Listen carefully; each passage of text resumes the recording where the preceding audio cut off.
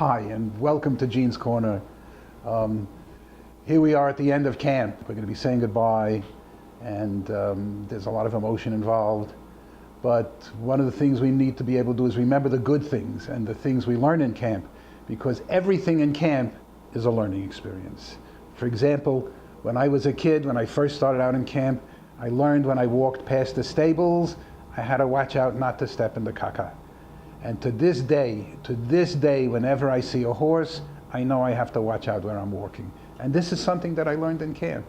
The things we learn in camp, we keep with us all our lives. We have so many people here from all over the world, and they're learning things, and whenever they go back to whatever God-forsaken place they came from, they will have things that they can cherish for the rest of their lives. One of my favorite memories, and something I learned in camp, was when we switched from tents to the new buildings. The new buildings were wonderful because the tents were nice, they were on wooden platforms, but the new buildings, they were modern. We had an inside toilet, the windows had these wooden sliders that covered over the window, and they had screens in the windows. The only building left now, the historic building in camp, is arts and crafts. That's what our bunks were like, and they were magnificent. Mr. Fishbein had his bunk built right up near the gate, and that's where we learned something that's very important. He had the phone man come to install a phone.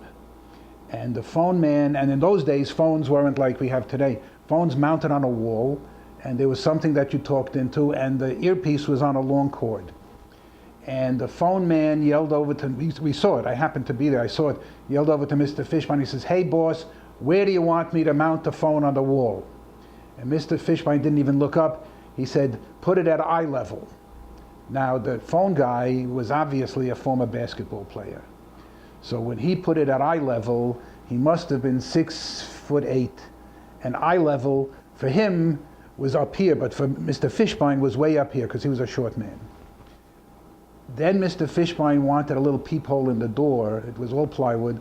Wanted a peephole in the door so if somebody knocked on the door, he could look out and see who was there before he opened the door. The carpenter came and said the same thing. "Hey boss, where do you want me to put the peephole?" And Mr. Fishbein said, "Put the peephole at eye level." Now the carpenter was probably a midget, so he put the peephole about here.